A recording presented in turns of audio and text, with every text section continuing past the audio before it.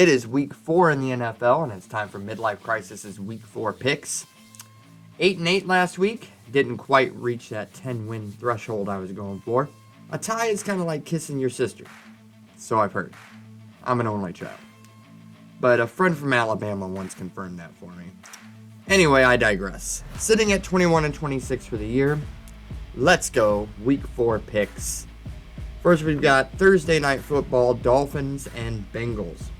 We saw the real Joe Burrow. He finally stood up. And I think the Bengals even up their record this week against the Dolphins. And then we have the Vikings and the Saints. Vikings are favored in this game. Vikings looked a little sluggish against the Lions early. Then they got their poop in a group and beat the Lions. Saints cannot get rolling offensively either. But the Vikings will win in New Orleans this week. Browns-Falcons. Browns are favored by 2. Falcons actually looked like a real live NFL football team last week. Holy shit.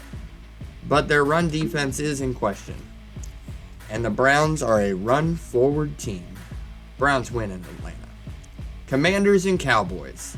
The Commanders' defense is trash. Their O-line has an apparent hit out on their own quarterback, Carson Wentz. The Cowboys, led by Cooper Rush, will reach 3-1 and beat Washington. Cowboys season over? I think not. Seahawks at the Lions. Lions are favored by 4.5. The Seahawks have completely lost their identity this year. They're a hard-hitting defense. That's what they're supposed to be. However, they have not hit anybody. The Lions couldn't close a screen door, let alone a football game.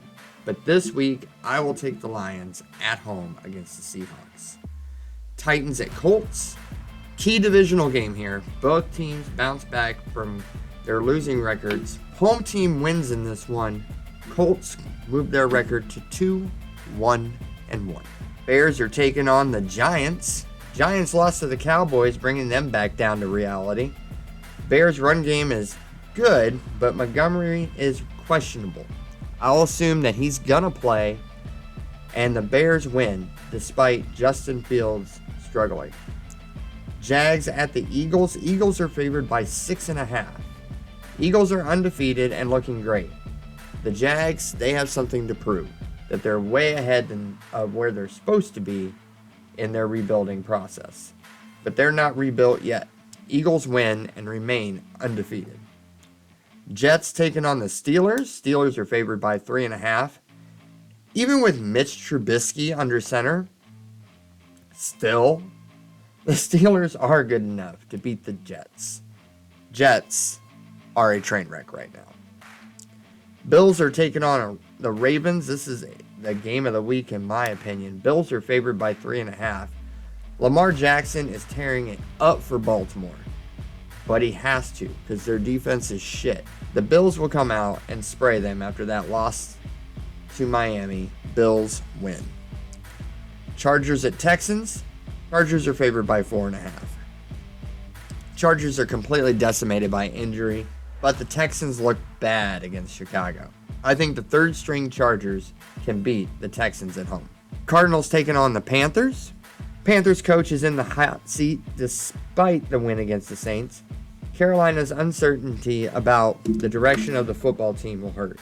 Cardinals win despite their weak offensive output. Patriots at Green Bay. Green Bay is favored by 10. That's normal when they're at home. Aaron Rodgers is getting better every week, and the defense looked great against the Bucs. That's the bad news for the Patriots. Green Bay wins at home. Broncos at Raiders. Somehow the Raiders are favored at home by 2.5. Raiders are off to their worst start in 52 years. They are still winless, and it's going to stay that way.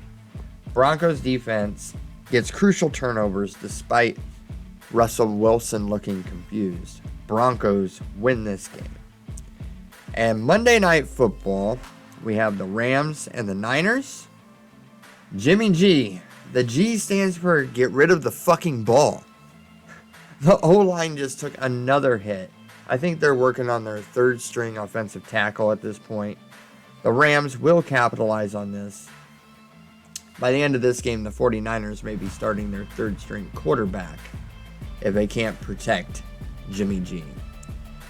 And I saved the Sunday night game for last because we do not know where the Buccaneers will be playing depending on where this hurricane goes.